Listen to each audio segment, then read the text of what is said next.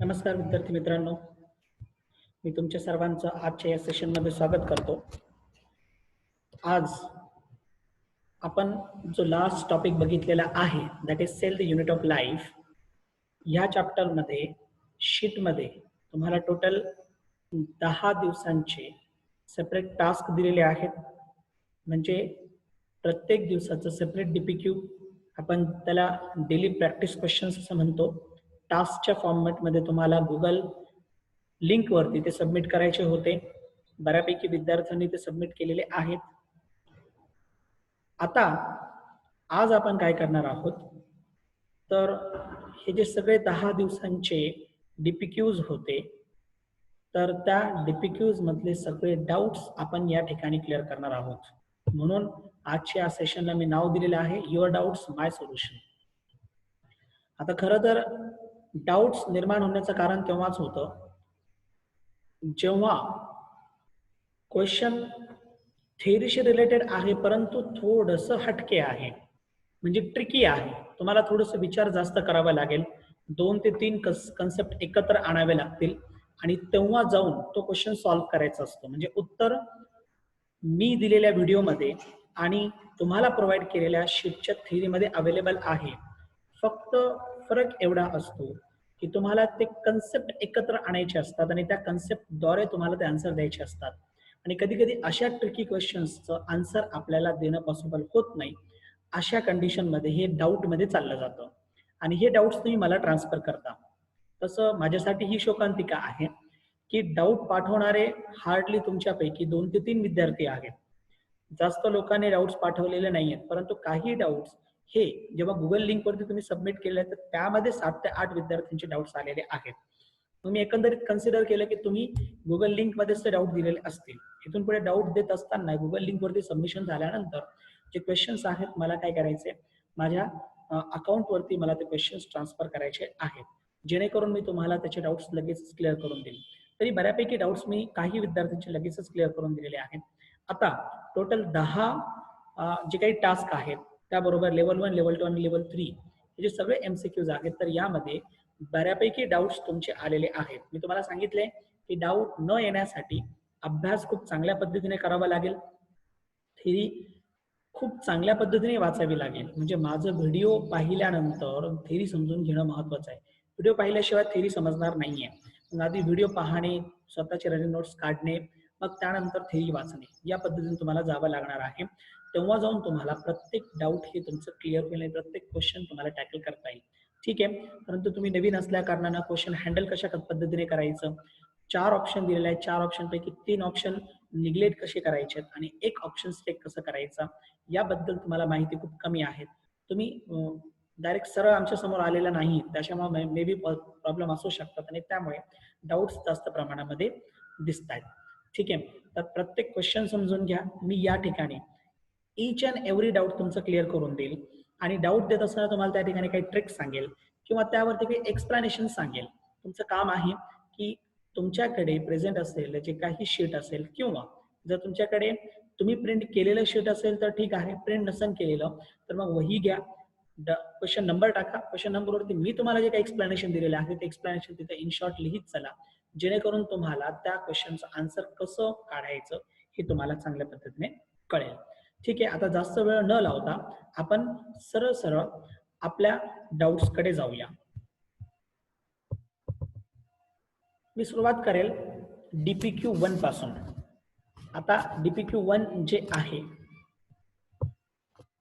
तर ह्या DPQ 1 मध्ये तुम्ही जे डाऊट मला पाठवलेलं आहे that is and question number 6 आणि सॉरी, क्वेश्चन नंबर 6 नाहीये,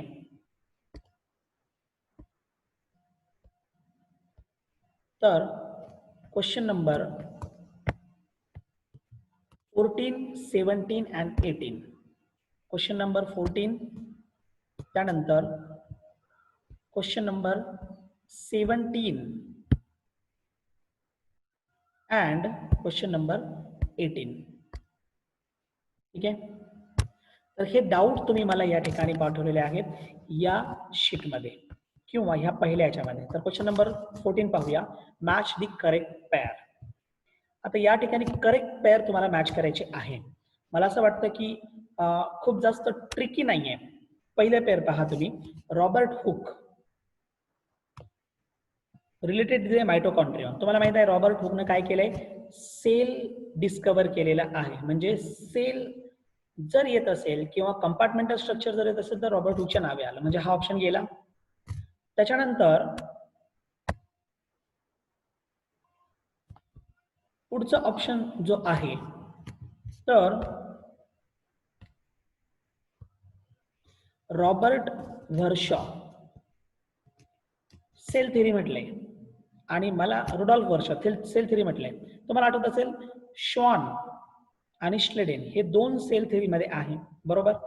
त्याच्यामुळे हेही या ठिकाणी जाईल कारण सेल थेरी रुडॉल्फ वर्शॉची नाही. ठीक आहे. त्यानंतर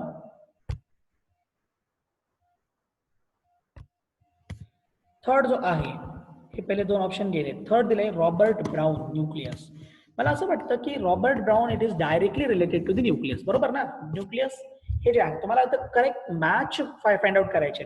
इथे पहिले दोन मॅच चुकलेले आहेत, फॉल्स. आता डी पहा, शॉन आपण आधीच पाहिलेलं आहे की शॉन जो आहे तर तो सेल थेरीमध्ये आहे. सेकंड थिंग, शॉन हा झुलॉजिस्ट होता, नॉट द बॉटनिस्ट. मग जर समजा स्लेडेन आला असतं तर बॉटनिस्ट आणि शॉन आला असतं तर झुलॉजिस्ट. मी तुम्हाला आधी पण सांगितलेलं आहे की शॉनचं नाव कशा पद्धतीने ध्यानात ठेवायचं. शॉनचं नाव ध्यानात ठेवण्यासाठी तुम्हाला काय करावं लागेल, शॉन आपल्याकडे हिंदीमध्ये शॉनला कुत्रा असं म्हटलं जातं, ऍक्च्युअली ॲनिमल. आणि ॲनिमल जर आहे तर याचा अर्थ animal is a part of zoology, म्हणजे याचा अर्थ Schwann is related to the zoology. तुम्ही असं पद्धतीने ध्यानात ठेवू शकता. ठीक आहे. मग हा डी पण गेला. ओके. मग राहिला फक्त कोण, सी. म्हणून याचा आन्सर काय असेल, 14th नंबरचा आन्सर असेल सी. ठीक आहे. त्यानंतर पुढे आपण जाऊया क्वेश्चन नंबर दॅट इज 17. आता हा जो क्वेश्चन नंबर 17 आहे हे काय सांगतोय, ऑर्गॅनिली हॅव देअर डॅश डॅश ऑर्गॅनिली. आता इथं स्पेस नाहीये म्हणून मे बी प्रॉब्लेम तुम्हाला आलेला असेल याला समजण्यासाठी. Dash dash organelles have their own genetic material. Genetic material म्हणजे काय, the material present inside the cell nucleus of the cell and which is responsible for transmission of character from one generation to the next, as well as responsible for formation of character, that is called as a genetic material, and reproduce independently from the rest of the cell. Dash dash organelle have their own genetic material and reproduce independently from the rest of the cell. आता तुम्हाला माहित आहे की nucleus व्यतिरिक्त DNA कुठे असतो, कारण आपण हे बघितलेलं आहे की जेनेटिक मटेरियल हे डीएनएच्या फॉर्म मध्ये असतो. मग न्यूक्लियसच्या व्यतिरिक्त डीएनए कुठे आहे, तुम्हाला बऱ्यापैकी माहित आहे. दोन सेमी ऑटोनॉमस ऑर्गेनेली आहेत, ज्यामध्ये मायटोकॉन्ड्रिया आणि क्लोरोप्लास्ट. क्लोरोप्लास्टच्या ऐवजी प्लास्टर जरी म्हटलं असतं तरीही या ठिकाणी बरोबर होतं. ठीक आहे. मग दोघांमध्ये काय आहे, जेनेटिक मटेरियल डीएनएच्या फॉर्म मध्ये असतं. It is in the form of DNA. ठीक आहे. मग डीएनए ह्या दोघांमध्ये प्रेझेंट असतं म्हणून आन्सर काय येईल, बोथ ए अँड बी. ठीक आहे. त्याच्या पुढचं क्वेश्चन घ्या, दॅट इज 18th नंबरचं क्वेश्चन आहे पहा. आता या 18th नंबरच्या क्वेश्चन मध्ये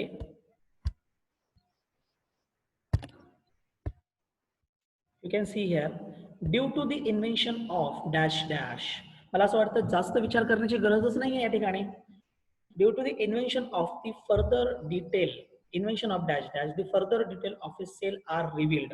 तुम्ही थेरी जर बघितली असती ना, हे पहा मी तुम्हाला थेरीकडे घेऊन जातो. म्हणजे कसं थेरी बद्दल फाइंड आउट करणार.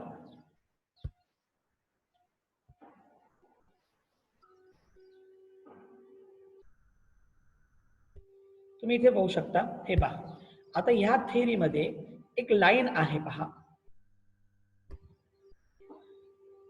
6 नंबरचं हा ऑप्शन आहे. चांगल्या पद्धतीने पहा.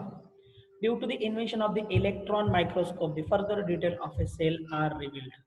आन्सर भेटलं तुम्हाला इथे. म्हणजे या पद्धतीने खरं तर आन्सर फाइंड आउट करायचा असतो. ठीक आहे. आता हा पहिल्या दिवसाचे 3 डाऊट पूर्ण झालेत. त्यानंतर पुढे जाऊया आपण डे सेकंड. डे सेकंड आपण प्रोकॅरियोटिक सेल चं पार्ट मोस्टली बघितलेला आहे. यामध्ये तुम्ही जे डाऊट दिलेले आहेत ते 11, 16 आणि 20 नंबर 11, 16 अँड 20 असे डाऊट्स तुम्ही मला या ठिकाणी दिलेले आहेत. Now see here question number 11.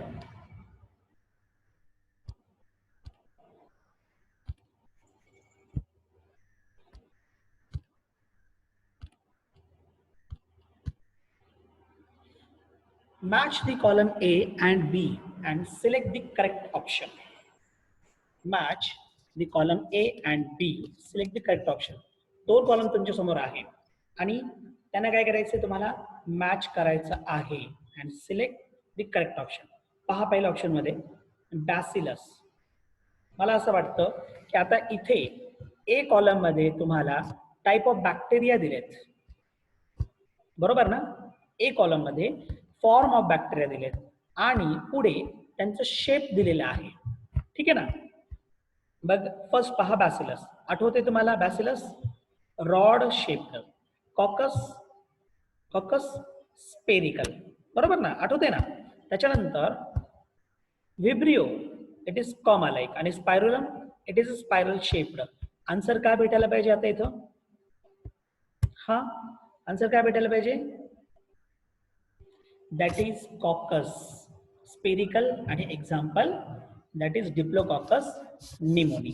ठीक आहे, म्हणजे खूप जास्त प्रॉब्लेम येईल असं क्वेश्चन नाहीये आणि खूप जास्त ट्रिक वापरावी लागेल असा पण तो क्वेश्चन नव्हता. 16 नंबरच्या क्वेश्चन कडे येऊ आपण आता. 16 नंबरचा question identify the given diagram. खाली जी डायग्राम दिलेली आहे ती डायग्राम आयडेंटिफाय करा. आता हा जो क्वेश्चन आहे हा क्वेश्चन सुद्धा खूप जास्त ट्रिकी नाही, समजतंय ना. Identify the given diagram. आता हे डायग्रामला तुम्ही पाहिलं तर जास्त डोकं लावण्याची गरज नाहीये, जस्ट थिअरीकडे जा. आता पहा थिअरी मध्ये इथं डायग्राम आहे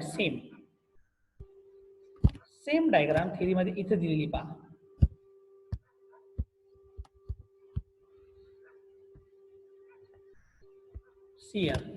सेम डायग्राम काय लिहिलंय? White blood cells. आन्सर भेटलं?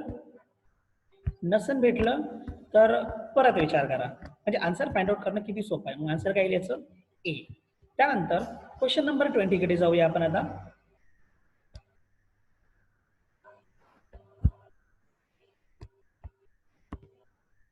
Identify the A in given diagram. आता डायग्राम कुठे आहे इथं तुमच्या समोर पहा. ए आयडेंटिफाय करा. काय अवघड आहे ए आयडेंटिफाय करण्यासाठी? ए म्हणजे काय पहा इथं दाखवलेलं आहे, सरळ सरळ डायग्राम मध्ये दिलेला आहे. सी दिस इज अन ए. हा ए तुम्हाला फाइंड आउट करायचा आहे. ए काय सरळ ते कुठे गेले? Towards the nucleus. मग आन्सर काय असेल त्याचं? न्यूक्लियस. ठीक आहे. सो हे सुद्धा खूप जास्त ट्रिकी नव्हतं पण तरी सुद्धा तुम्ही त्याला ट्रिकी समजले. आता आपण जाऊया क्वेश्चन नंबर 3 कडे. सॉरी थर्ड नाही, डीपीपी 3.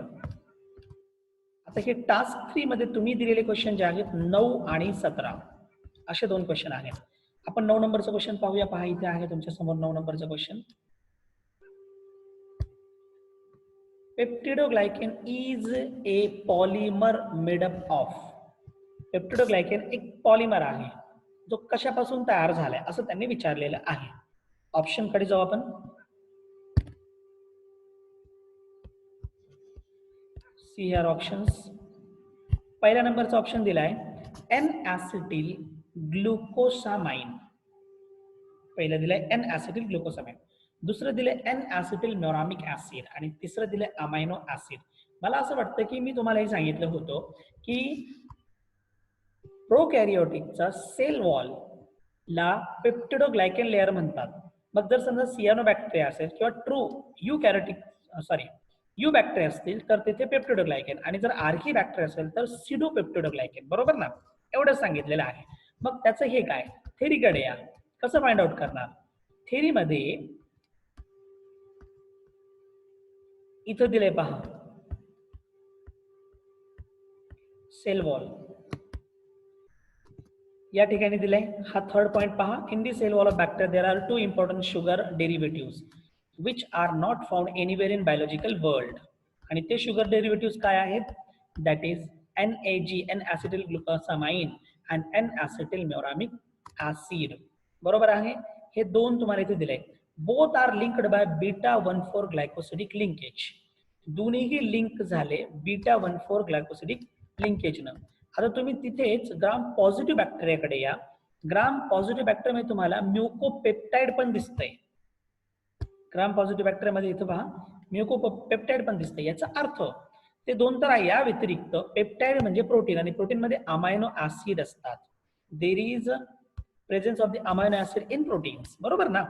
मग याचा अर्थ इथे प्रोटीन आहे म्हणजे अमायनो ऍसिड सुद्धा या ठिकाणी प्रेझेंट आहे. तुम्ही इथे पण पहा ग्राम निगेटिव्ह बॅक्टेरियामध्ये विथ प्रोटीन पहा दिसते तुम्हाला. ग्राम निगेटिव्ह बॅक्टेरियामध्ये तुम्हाला विथ प्रोटीन पण दिसतंय. बरोबर. म्हणजे याचा अर्थ अमायनो ऍसिड इथे पण आलेत. बरोबर. मग याचा अर्थ याचा आन्सर काय असेल. तिन्ही पण आलेत ना. N-acetyl ग्लुकोसामाइन त्यानंतर N-acetyl ग्लुकोसामाइन त्यानंतर N-acetylmuramic acid then amino acid. याचा अर्थ आन्सर काय असेल ऑल ऑफ दीज. ठीक आहे. पुढे जाऊया आपण क्वेश्चन नंबर 17 कडे. 17व्या नंबरचा क्वेश्चन आहे. सिंपलचा क्वेश्चन आहे 17. Here, which of the following is thick and tough? खालीलपैकी कोणतं थिक आणि टफ आहे. थिअरीमध्ये जातील पण प्रत्येक वेळेस थिअरीमध्ये जाण्यापेक्षा आणि वेळ घालण्यापेक्षा मी या ठिकाणी क्लिअर करेल. आपण ग्लायकोकॅलिक्स बघितलंय. बरोबर. आता ग्लायकोकॅलिक्स इथं देताना तुम्हाला पहा capsule, slime layer, plasma membrane आणि सेल वॉल म्हटलंय. बरोबर ना. Capsule, slime layer, plasma membrane आणि सेल वॉल. कॅप्सूल आणि स्लाइम लेअर हे दोन्ही पण कुठे असतात ग्लायकोकॅलिक्स मध्ये. बरोबर. म्हणजे हे दोन जे ऑप्शन झाले these are both are of glycocalyx. ठीक आहे. प्लाझ्मा मेम्ब्रेन सर्वात इनर मोस्ट आणि सेल वॉल मिडल आहे. मग कॅप्सूल आणि स्लाइम लेअर यापैकी स्लाइम लेअर हा थिन आहे आणि कॅप्सूल हा टफ आहे. त्यांनी काय विचारलंय थिक अँड टफ. तसं सेल वॉल पण थिक अँड टफ आहे परंतु सेल वॉल हा मिडल लेअर आहे आणि टफनेस सेल वॉल पेक्षा कॅप्सूल मध्ये जास्त असतं. म्हणून आन्सर काय त्याचं आन्सर इज ए. ठीक आहे. सो हे दोनच क्वेश्चन तुम्ही याच्यामध्ये दिलेले आहेत तुमच्या डाउट्स मध्ये. आपण जाऊया आता नंबर 4 कडे.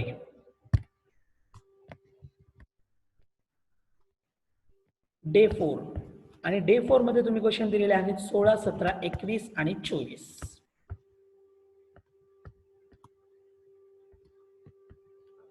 सो क्वेश्चन नंबर 16, 17 त्यानंतर 21 and 24. 16 आणि 17 तुमच्या समोर आहे.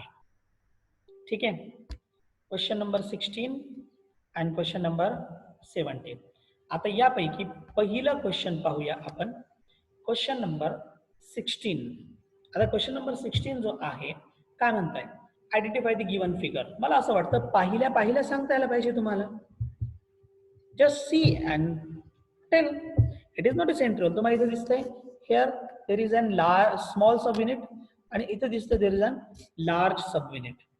आणि असे दोन सबयुनिट कोणामध्ये असतात हो. It is present only in ribosome. जास्त ट्रिकी नाहीये. सिंपल आहे. जस्ट आयडेंटिफाय करायचं आणि द्यायचं आहे. सेंट्रल आणि मेसोसोम व्हॅक्युअल तिघांचंही स्ट्रक्चर असं नसतं. क्वेश्चन नंबर 17 कडे या. आता क्वेश्चन नंबर 17 मध्ये काय विचारलं identify the given type of flagella. इथं given type of flagella identify करा. तुम्हाला तिथे ऑलरेडी मी एक फिगर दिलेली आहे ह्याच शीट मध्ये आणि त्या ठिकाणी तुम्हाला हीच फिगर आहे तशी दिली. तुम्ही पहा ह्या फिगर मध्ये तुम्हाला हा बॅक्टेरिया दिसतोय. See here in this figure this is an bacteria आणि बॅक्टेरियाच्या एका साइडला फक्त एका साइडला ग्रुप ऑफ फ्लॅजेला आहे. मोनोट्रायकस म्हटलं तर एका साइडला फक्त एकच फ्लॅजेला असेल. बरोबर. अँफिट्रायकस दोन्ही साइडला असेल. पेरिट्रायकस कंप्लीट बॉडीवरती असेल म्हणजे या पद्धतीने. बरोबर. पेरिट्रायकस असं असेल. पण ग्रुप जर असेल if there is an group तर मोनोट्रायकस मध्ये एका साइडलाच असतं आणि सिंगल असतं ना. तर ग्रुप जर असेल तर दॅट इज अन लोफोट्रायकस. इथे तुम्हाला जो प्रश्न विचारलेला आहे तो लोफोट्रायकसचा प्रश्न विचारलेला आहे. ठीक आहे. सो 17 नंबर झालं. त्यानंतर क्वेश्चन नंबर 21 कडे जाऊया आपण.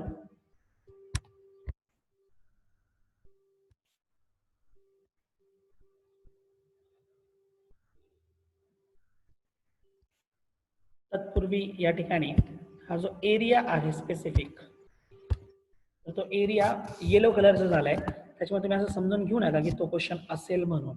ठीक आहे, आपण डायरेक्ट क्वेश्चन नंबर 21 कडे जाऊया.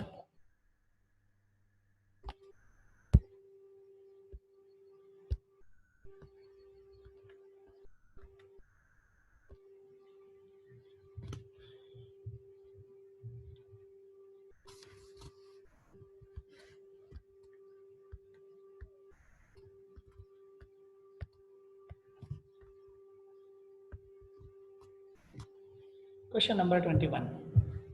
Identify A and B. इथेही खूप जास्त डोकं लावण्याची गरज नाही, सरळ आपण ह्या फिगरला स्टडी केलेलं आहे. मला तरी असं वाटतं की हे क्वेश्चन्स तुम्ही जे आहेत ते चांगल्या पद्धतीने रीड केलेलं नाही किंवा वरती शीट चांगल्या पद्धतीने आयडेंटिफाय केलेला नाहीये.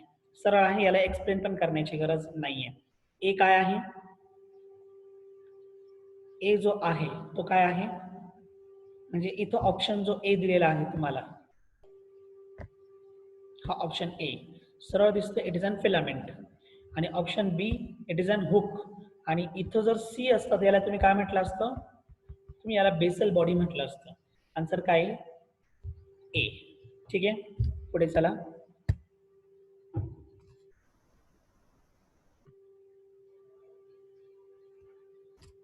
Question number 24.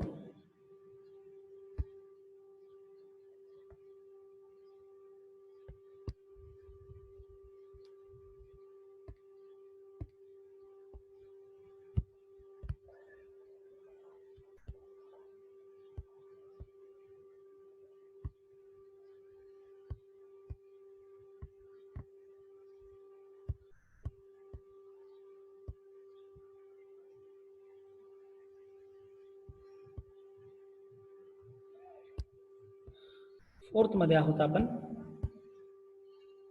Question number 24. परत पहा, क्वेश्चन नंबर 24 एक्सप्लेन करण्याची गरज नाहीये, तुम्ही सरळ पहा.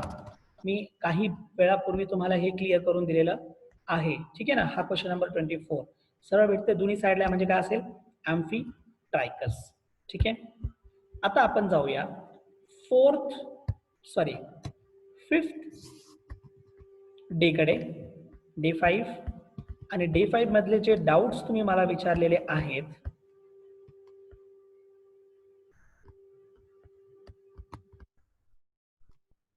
ते आहे 16, 17, 11, 14 आणि 15 असे डाऊट आहेत. क्वेश्चन नंबर 11 कडे येऊ आपण.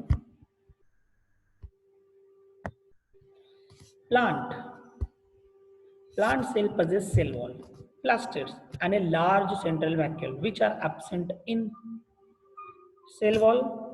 हा ही animal बरोबर डिफरेन्शिएशन फॉर्म करतो. Plastid specially for plant not in animals. Central vacuole also specially for plant not in animals. मग डिफरन्स कोणाबरोबर फॉर्म करतो आहे तो? Only with animal cell. Answer काय असेल? बी. ठीक आहे, त्यानंतर क्वेश्चन नंबर 14.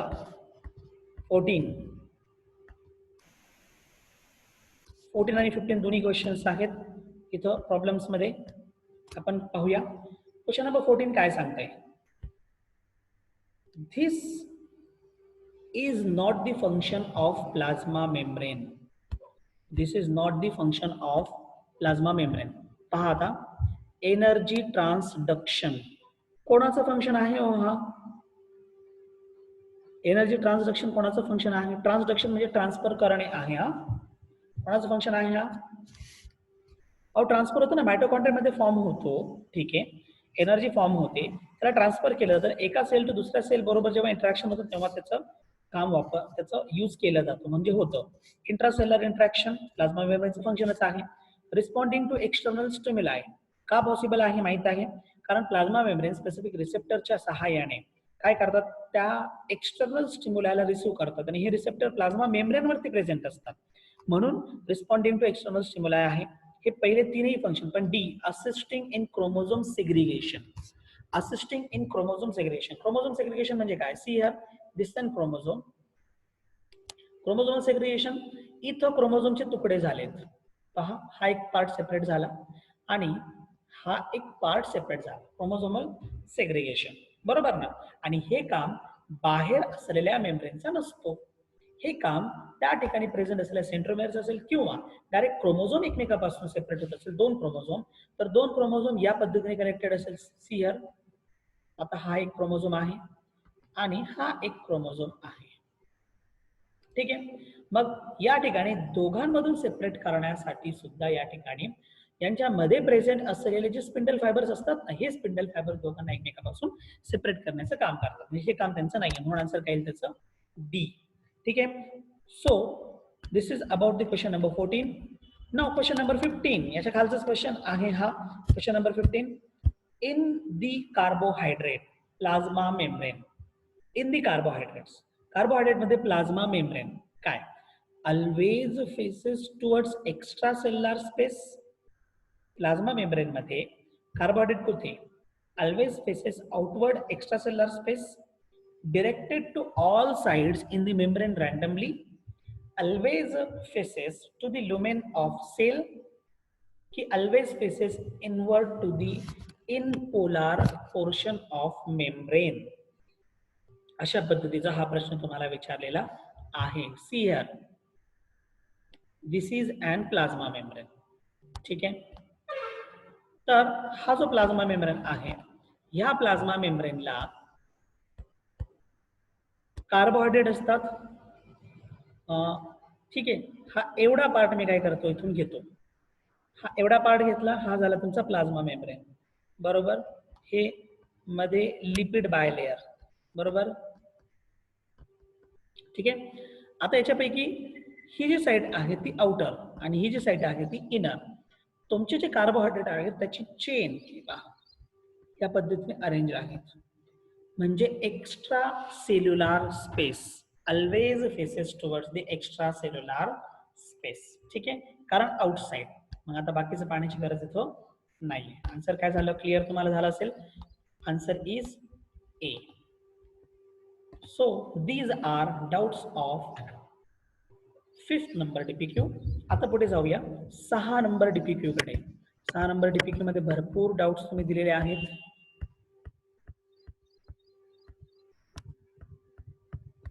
आपण 6 डे कडे चाललोय, डे असाइनमेंट. 6 नंबर डीपीक्यू मध्ये 12, 13, 16, 19, 20, 25 आणि 30 इतके डाउट्स आहेत. 12, 13, 16 तुमच्या समोर जे दिसते ते 12 आणि 13 दिसते आता. ठीक आहे. Here 12 number. Which of the following statement are incorrect regarding endoplasmic reticulum? खालीलपैकी कोणतं स्टेटमेंट एंडोप्लाझमिक रेटिक्युलम बाबत इनकरेक्ट आहे?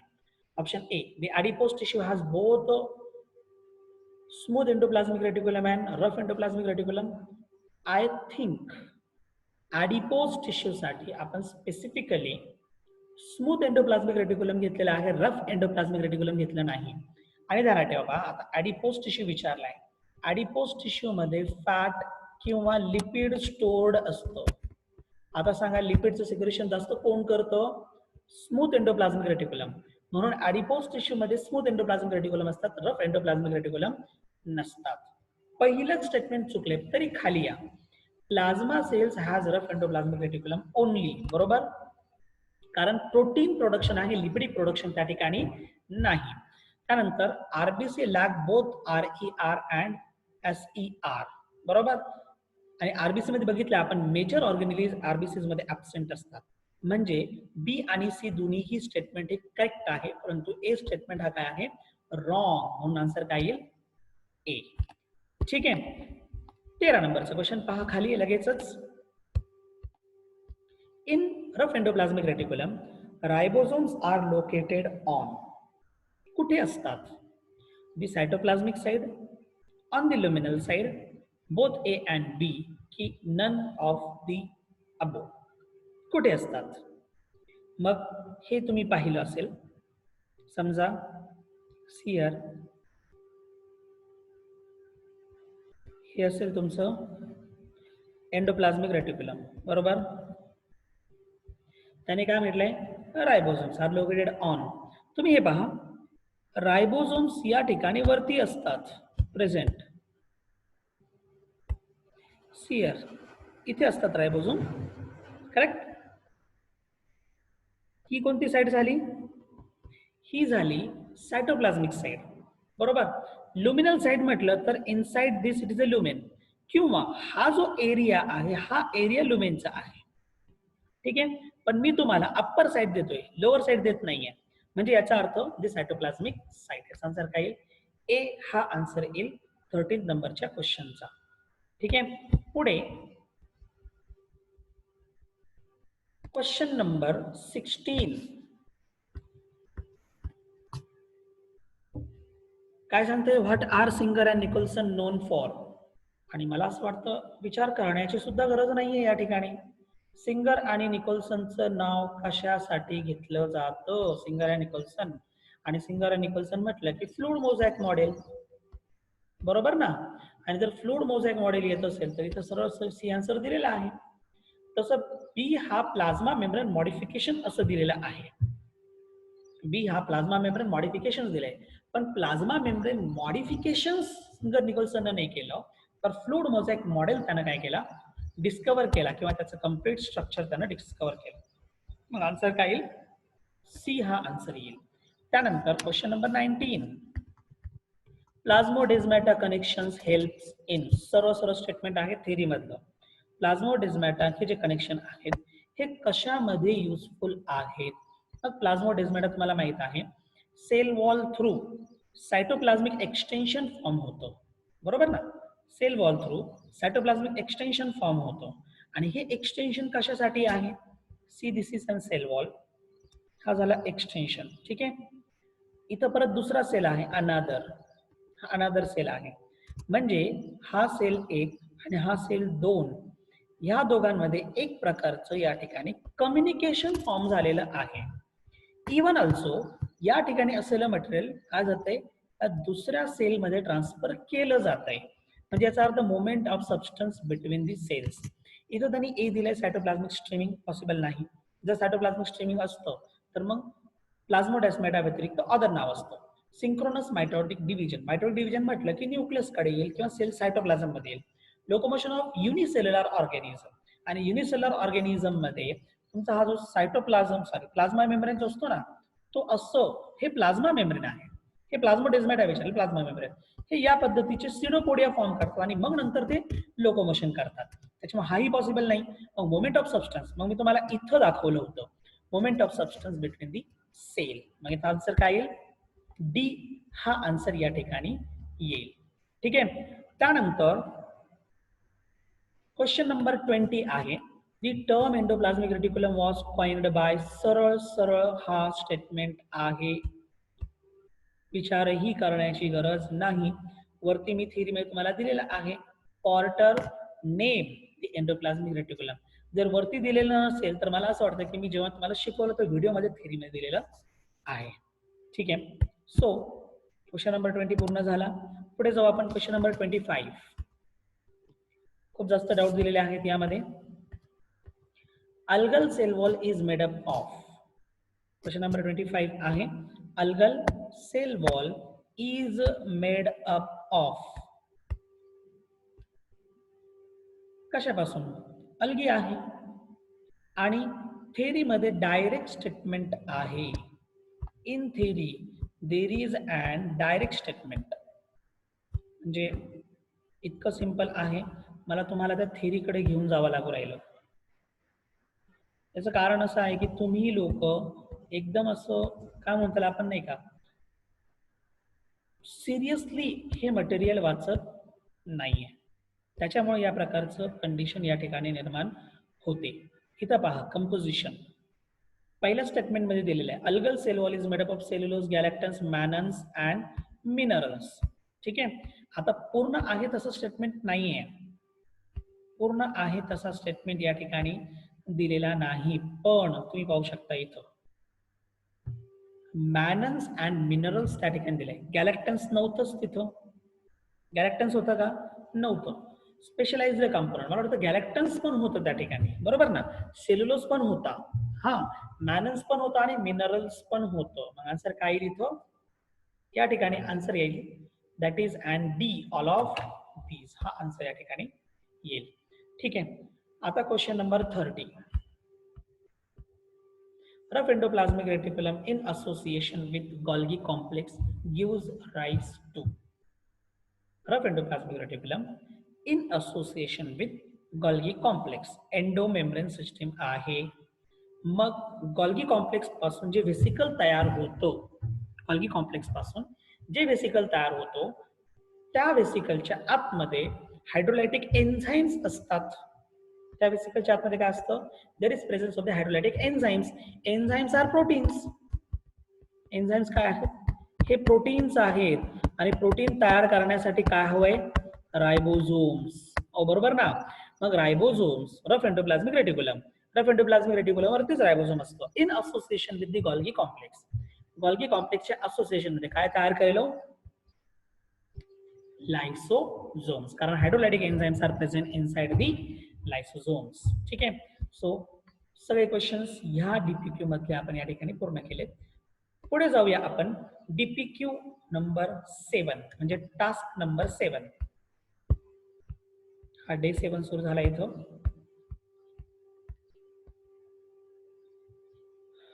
यामध्ये क्वेश्चन नंबर 15, 15, 17, 22 या पद्धतीने क्वेश्चन दिलेले आहेत. आपण डायरेक्ट क्वेश्चन नंबर 15 कडे जाऊया. See the question number 15. In plant cell, Golgi complex is called as. Plant cell मध्ये Golgi complex म्हणजे काय? Same as it is statement आहे, जे स्टेटमेंट तुमच्या थिअरीमध्ये दिलेलं आहे. इवन मी व्हिडिओमध्ये सुद्धा दिलेलं आहे.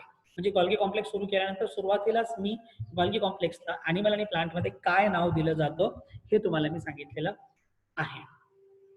काय आहे? In plant sale. ॲनिमल असेल तर सरळ सरळ गॉल्गी ॲपॅरेटस, आणि जर प्लांट सेल असेल तर it is called as dictyosomes. Question number 16 कडे या. Golgi complex in animal cell present near.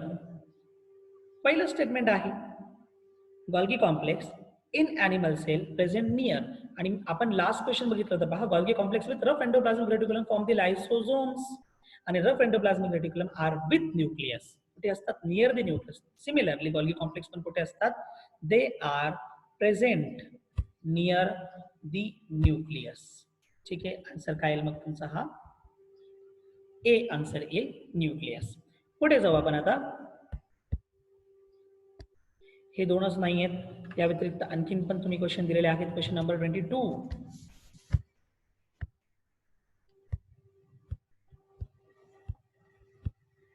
हा आहे तुमचा question number 22.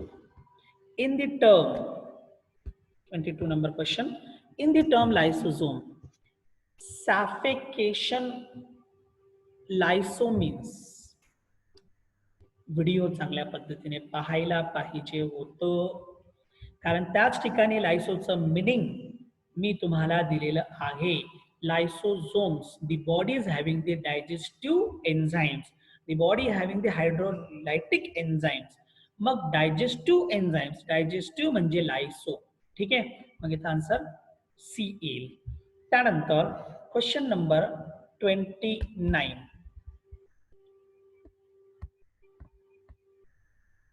Lysosomes are found in all animal cells except. Lysosomes are found in all animal cells except. तुम्हीच विचार करा काय असू शकतं. मी तुम्हाला यादी पण सांगितलंय की मेजर ऑर्गेनेलीज हे ह्युमन बिंग मध्ये एका स्पेसिफिक सेलमध्ये नसतात. That is mammalian RBCs. Mammal, आपण मॅमेल आहोत. ठीक आहे. मग मॅमल्स ज्यांच्यामध्ये मॅमरी ग्लँड्स प्रेझेंट असतात त्यांना आपण मॅमल्स म्हणतो. मग मॅमेलियन आरबीसीज मध्ये लायसोझोम्स काय आहेत? ऍब्सेंट आहेत. कारण असं आहे की आरबीसी रेड ब्लड सेल्स मध्ये का बरं हे महत्वाचे ऑर्गेनेलीज प्रेझेंट नसतात? याचं कारण असं आहे की आरबीसीज हे स्पेसिफिकली हिमोग्लोबिन कॅरी करण्यासाठी, म्हणजे ऑक्सिजन कॅरी करण्यासाठी. हिमोग्लोबिन बरोबर ऑक्सिजन. हिमोग्लोबिनचं प्रमाण जितकं जास्त असेल तितकं जास्त प्रमाणामध्ये ऑक्सिजन कॅरी करता येईल. हिमोग्लोबिनचं प्रमाण त्या सेलच्या आतमध्ये मेंटेन ठेवायचं असेल तर मग त्यावेळेस काय होतं, त्याच्या आतमध्ये असलेले जे मेजर ऑर्गेनेलीज आहेत ते त्यामधून काढावे लागतात. म्हणून सुरुवातीला आरबीसी जे आहेत ना मॅच्युरिटीच्या आधी आरबीसी सगळ्या प्रकारच्या ऑर्गेनली कन्सिस्ट करतात, पण आफ्टर मॅच्युरिटी हे ऑर्गेनली त्याच्यातून नाहीसे होतात.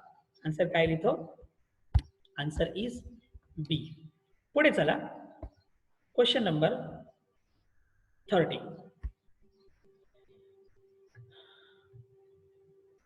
सॉरी, क्वेश्चन नंबर 30 नाही आहे, क्वेश्चन नंबर 31 आहे. Which of the following organelle function as trigger of cell division? Trigger of cell division. Trigger of cell division म्हणजे काय? इनिशिएट करणे. ट्रिगर करणे म्हणजे काय? To initiate. मग जर इनिशिएट करायचं असेल function as trigger of cell division, initiate करायचं म्हणजे काय?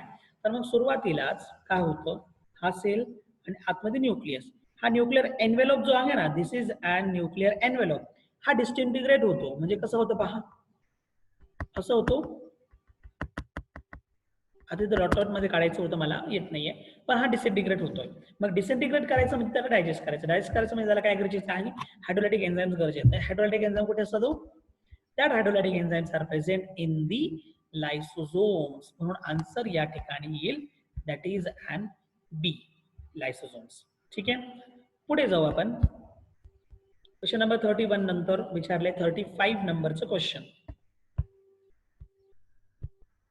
हे क्वेश्चन आहेत थोडेसे थेरीमध्ये भेटत नाहीये, किंवा तुम्हाला थोडंसं 2-3 थेरी एकत्र करावं लागतं, तेव्हा तुम्हाला त्याचे आन्सर्स देता येतील. ठीक आहे, 35 नंबरचं क्वेश्चन. पण सुरुवातीचे क्वेश्चन थोडेसे असे होते की रीड करायला पाहिजे होतं. The lysosome which contains hydrolytic enzymes. काय 35 नंबरचं question? The lysosomes which contain hydrolytic enzymes but not yet involved in digestive events. Lysosomes जे काय करतात, हायड्रोलायटिक एन्झाइम कन्सिस्ट करतात, परंतु not yet involved in the digestive events. तर digestive इव्हेंटमध्ये अजून इन्वॉल्व्ह झालेले नाहीत, त्यांना आपण काय म्हणतो? आठवतंय? मग आपण लायसोझोमचे टाइप्स बघितलेत, प्रायमरी, सेकंडरी, त्यानंतर रेसिड्युअल बॉडीज आणि ऑटोफॅगोझोम्स. हे चारही टाइप्स तुम्हाला ऑप्शन मध्ये दिलेले आहेत, बरोबर ना? मग आता त्यांनी विचारलं काय आहे की लायसोझोम आहे, हायड्रोलायटिक एन्झाइम पण कन्सिस्ट करतात, पण डायजेशन मध्ये इन्व्हॉल्व नाही. मग कोण आहे? मग जो सुरुवातीला लायसोझोम जो फॉर्म होतो ना, तो, ज्याचं सेकंडरी मध्ये कन्व्हर्जन कधी होतं? जेव्हा त्याच्या आतमध्ये बाहेरची बॉडी एंटर होते, तेव्हा तो सेकंडरी मध्ये कन्वर्ट होतो, मग त्याचं डायजेशन ते करतं. पण प्रायमरी लायसोझोम कोणत्याही प्रकारचं डायजेशन करत नाही, आणि त्या बेसिसवरती याचा आन्सर काय येईल? मग प्रायमरी लायसोझोम्स. ऑटोफॅगोझोम्स डायजेशन करतात, रेसिड्युअल बॉडीज डायजेशन करून झालेलं आहे, ठीक आहे, परंतु डी यांच्यामध्ये बॉडी अजून यायची आहे. हे फक्त हायड्रोलायटिक एन्झाइम्स कन्सिस्ट करतात, डायजेशन करत नाही. पुढे जाऊया आपण. लास्ट क्वेश्चन आहे यामधलं, म्हणजे या डीपीपी मधलं question number 42.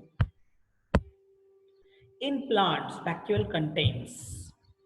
In plant व्हॅक्युअल contains, आणि व्हॅक्युअलच्या कंपोजिशन मध्ये आपण बघितलेलं आहे, व्हॅक्युअलच्या कंपोजिशन मध्ये बघितलेलं आहे की it having excess water, it having minerals. Water आणि मिनरल्स दोन्ही मिळून काय होतं? सॅप तयार होतं. म्हणजे वॉटर पण आलं, सॅप पण आलं. Even some excretory product also present in vacuoles. Answer is D, all the अबो.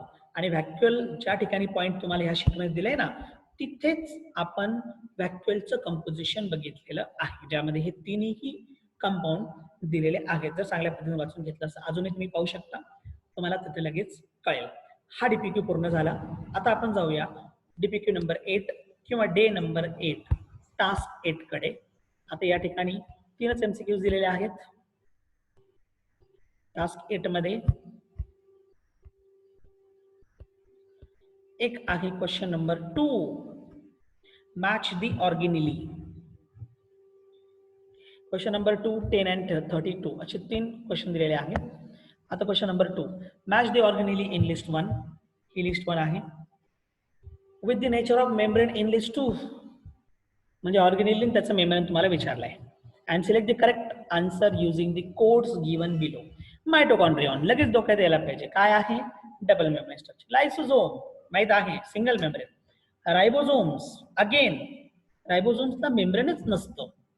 अहो असतं का रायबोझोमला मेम्ब्रेन असतं का? थोडं तुम्ही रिमाइंड करा. मी प्रश्न विचारता याचा अर्थ नाही तुम्ही मला उत्तर द्यावं. पण तुम्ही मनात त्याला त्या उत्तराला तयार करणं गरजेचं आहे. तर हा असतं का रायबोझोमला? येस. रायबोझोम नाही. रायबोझोमला मेम्ब्रेन नसतं. It is a granule like structure. तो एक ग्रॅन्युल आहे. तो स्पेसिफिकली काय आहे? एक ग्रॅन्युल आहे.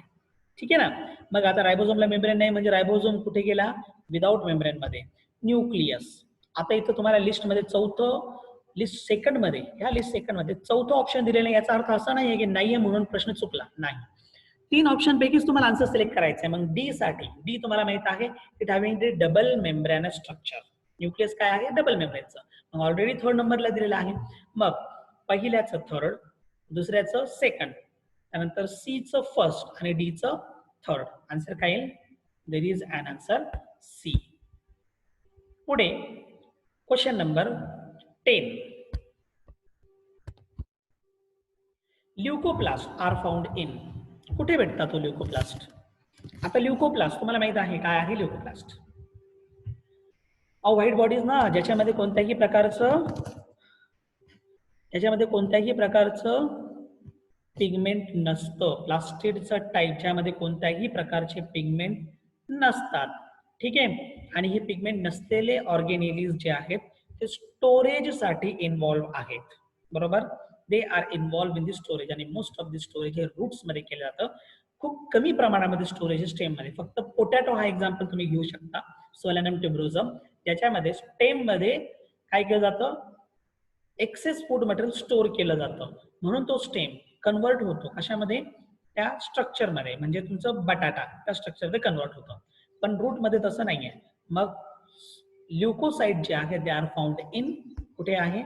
They are found in the roots. Leaves आणि फ्लावर्स दोघांमध्ये काय आहेत? मग लीव्ह जर म्हटलं तर क्लोरोप्लास्ट आणि फ्लॉवर म्हटलं तर क्रोमोप्लास्ट. ठीक आहे. स्टेम या ठिकाणी नाही. स्टोरेज कंपाऊंड मध्ये ते मोस्टली प्रेझेंट असतात. ठीक आहे. पुढे जाऊया क्वेश्चन नंबर 32 कडे.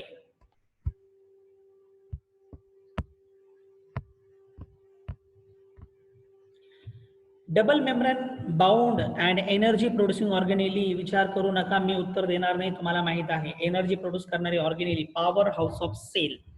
उत्तर रिमाइंड झालेलं असेल. 8 नंबर पूर्ण झालं. 9 नंबर कडे चला. 9 नंबर मध्ये 26, 37 आणि 40.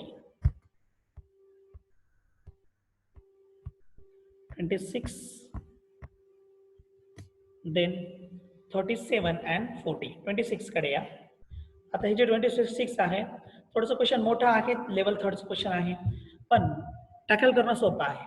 Match list 1 and list 2 and select the correct answer using code given below. List 1 list 2 आहे. मॅच करा दोघांना. लिस्ट 1 मध्ये मायक्रोट्युब्युल म्हटलंय. मायक्रोट्युब्युल काय येईल? पहा लिस्ट. मायक्रोट्युब्युल कुठे कुठे असतात? आठवा. मायक्रोट्युब्युल असतात सेंट्रोलमध्ये, मायक्रोट्युब्युल असतात सिलियामध्ये, मायक्रोट्युब्युल असतात फ्लॅजेलामध्ये. तिघांपैकी कोणतं दिले ऑप्शन? दिलेलं आहे स्ट्रक्चरल कंपोनंट ऑफ सिलिया. म्हणजे पहिलं जे आहे ते लिस्ट सेकंडच्या पहिल्या स्टेटमेंटला मॅच झालेलं आहे. बरोबर. पुढे सेकंड चला. सेंट्रिओल. त्याच्या पुढे दिले store hydrolytic enzyme. Hydrolytic enzyme कोण स्टोर करतं? Hydrolytic enzyme stored by lysosomes. अरे बरोबर ना. They are by lysosomes. आणि इथं काय दिलंय? सेंट्रिओल. चुकला. पुढे थर्ड चला. Peroxisomes. Peroxisomes store oil, protein and starch in plants. आणि oil, protein and starch store करण्यासाठी कोण येऊ? तिथं ल्युकोप्लास्ट आहे. Plastid, not the peroxisome. गेला हा पण गेला. हा परऑक्सिझोम लिपिड मध्ये आहे परंतु स्टार्च आणि प्रोटीन मध्ये नाहीये. मग सेकंड आणि थर्ड दोन्ही चुकले. फॉल्स आणि फर्स्ट करेक्ट. आन्सर काय येईल मग? C. 1 is first is correct. Second and third are false. Question number 26 झाले. Question number 37.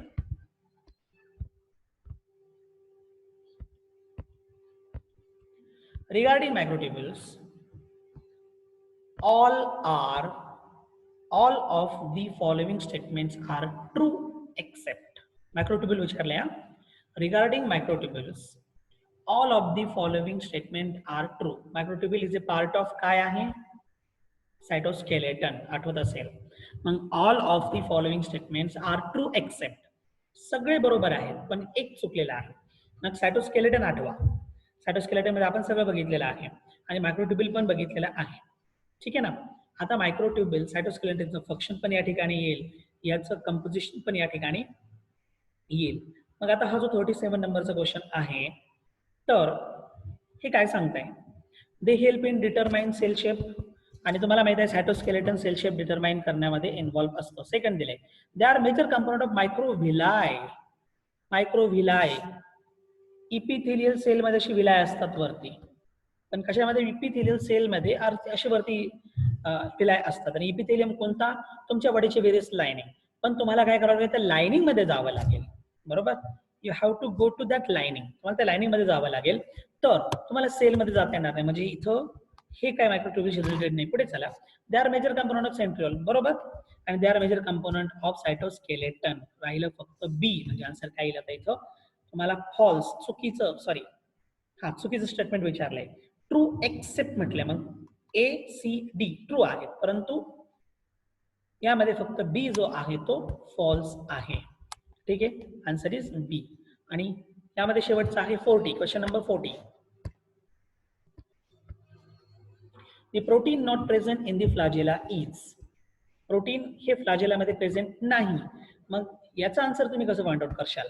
C are option दिले, फर्स्ट पिलिन, सेकंड ऑप्शन दिले ट्युबुलिन, थर्ड ऑप्शन दिले डायनिन आणि फोर्थ ऑप्शन दिले फ्लॅजेलिन. असे 4 ऑप्शन तुम्हाला दिलेले आहेत. The protein not present in the flagella is कोणतं? मग फ्लॅजेला आहे ना. मायक्रोट्युब्युल प्रेझेंट असतं, म्हणजे याचा अर्थ ट्युबुलिन आहे, बरोबर. डायनिन हे तुम्हाला माहित आहे, हे जे ट्रिपलेट आहेत ना, ट्रिपलेट, बरोबर. हे ट्रिपलेटला जॉईन केलं ब्रिजनं, हा एसी लिंकेज आपण त्याला म्हणतो. या व्यतिरिक्त इथं एक प्रोटीन आहेत, काही असे प्रोटीन आहेत, त्यांना आपण नाव दिलं होतं डायनिन प्रोटीन, बरोबर. म्हणजे सी पण प्रेझेंट आहे. फ्लॅजेलिन फ्लॅजेलाशी रिलेटेड आहे, म्हणजे फ्लॅजेलिन प्रोटीन पण याच्यामध्ये प्रेझेंट असतं. राहिलं पिलिन, हे फक्त पिलाय मध्ये आहे आणि पिलाय फ्लॅजेला पूर्णपणे डिफरंट स्ट्रक्चर आहे. आन्सर इज ए. ठीक आहे, हे झालेत डे 9 चे डाउट्स. डे 10 कडे जाऊया आपण, लास्ट आहे.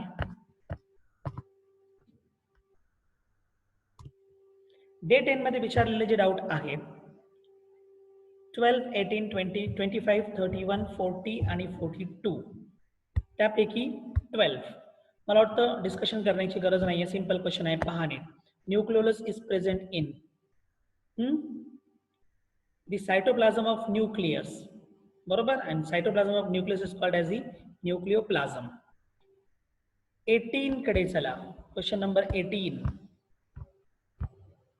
हेटेरोक्रोमॅटिन इज, व्हिडिओमध्ये सगळं क्लिअर केलं. थेरीमध्ये जरी हेटेरोक्रोमॅटिन दिलेलं नसेल, परंतु व्हिडिओमध्ये क्लिअर केलंय. हेटेरोक्रोमॅटिन काय आहे? त्यामध्ये डेन्स डार्क एरिया, ज्याला आपण काय म्हणतो? हेटेरोक्रोमॅटिन असं म्हणतो.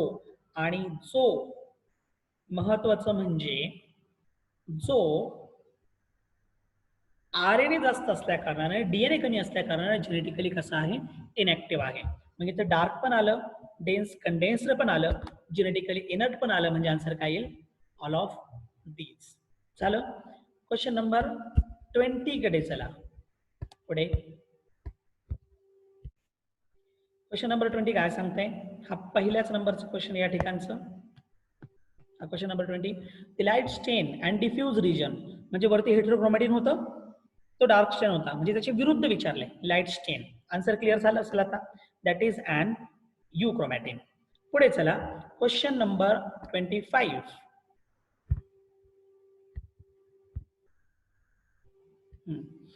The controlling centre of cell, again problem. म्हणजे खूप सिंपल MCQ आहे. मला हेच कळत नाही की अशा प्रकारचे प्रश्न विचारले का जातात. The controlling centre of the cell, सेलचं कंट्रोलिंग सेंटर कोणतं आहे? न्यूक्लियस, तुम्हाला माहित आहे, बरोबर. आणि nucleolus is a controlling centre for nucleus, ते न्यूक्लियसचं. प्रोमोझोम न्यूक्लियसचं. प्रोटोप्लाझम जो आहे तो सेल सायटोप्लाझम आहे, नॉट दी कंट्रोलिंग सेंटर. हा, मेटाबॉलिक ऍक्टिव्हिटी प्रोटोप्लाझम मध्ये होतात. Answer is A. त्यानंतर question number 30.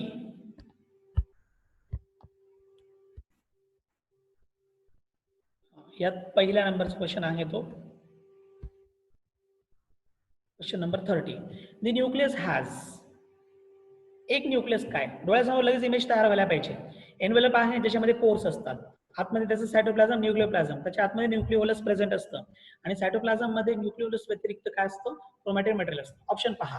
One membrane with pores, चुकलं, कारण मेम्ब्रेन कसं आहे double. Two membrane with pores, बरोबर. Two membrane with pores through which substance do not pass, पण सबस्टन्स तर पासच होतात, म्हणजे प्रोटीन असेल किंवा रायबोझोम्स सॉरी आरएनए असतील, वेरियस कंपाऊंड असेल, ते काय होतात सायटोप्लाझम आणि न्यूक्लियोप्लाझम दोघांमध्ये एक्सचेंज होतात. Two membrane with pores through which macromolecules may pass, बरोबर. म्हणजे काय येईल आता 30 नंबरला? आन्सर काय येईल? सरळ सरळ D. Two membrane with pores, double membrane आहे, पोर पण आहे आणि ज्याच्यामधून मॅक्रोमॉलिक्युल्स पास आउट होतात. क्वेश्चन नंबर 30 कडे चला. The nuclear pores are formed by. हे पोर कसे फॉर्म होतात, कसे फॉर्म होतात?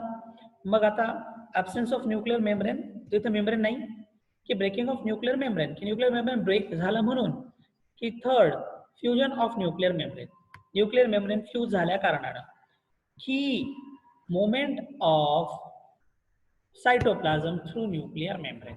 आता movement of cytoplasm through nuclear membrane हे तर पोर फॉर्म झाल्यानंतरची स्टेप आहे. ऍब्सेन्स ऑफ न्यूक्लियर मेम्ब्रेन पॉसिबलच नाहीये, त्या ठिकाणी न्यूक्लियर मेम्ब्रेन ऍब्सेंट नाही आहे असं नाही. ब्रेकिंग ऑफ न्यूक्लियर मेम्ब्रेन असं पण नाहीये. आता हा जो पोर असेल, असं तुमचा न्यूक्लियस आहे समजा, आणि हे पोर आहे. हे पोर का फॉर्म झालेलं असेल? तुम्हाला हे माहिती आहे की इथं सिंगल असं मेम्ब्रेन आहे जो मोमेंट मध्ये किंवा एक्सचेंज मध्ये लिमिटेशन्स फॉर्म करतो. मग हे कोणतं असेल? हे कोणतं असेल? मग या ठिकाणी होतं काय, तर हा एरिया असा आहे की ज्या ठिकाणी न्यूक्लियर मेम्ब्रेन एकमेकाला फ्यूज होतात. फ्यूज झाल्या कारणानं इथला एरिया हा लाईट होतो आणि फक्त एक पापुद्रा इथे बाकी राहतो, ज्याला आपण एक स्पेसिफिक नाव दिलेलं आहे, पोर कॉम्प्लेक्सेस. न्यूक्लियर पोर कॉम्प्लेक्सेस हे त्याचं नाव दिलं आपण, बरोबर ना. जिथं लेअर तर तयार झालाय, त्यामुळे लिमिटेशन्स आलेत एक्सचेंज ऑफ मटेरियल मध्ये, पण पोर लाईक स्ट्रक्चर त्या ठिकाणी आहे. मग याचा आन्सर काय येईल? That is an answer is C, fusion of nuclear membrane. Question number 40 कडे चला.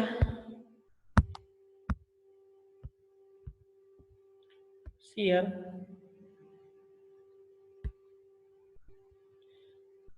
Question number 40. Glyoxysomes occurs in. कुठे असतात ग्लायक्सिझोम्स? बोला, विचार करा. Glyoxysomes mostly found in plant cell. आपण काय म्हटलं त्याला? Mostly found in the plant cell असं स्टेटमेंट होतं. मग आन्सर काय डायरेक्ट बी. आणि 42 हा शेवटचा क्वेश्चन याच्यामध्ये आहे. Glyoxysomes are abundant in germinating seeds of.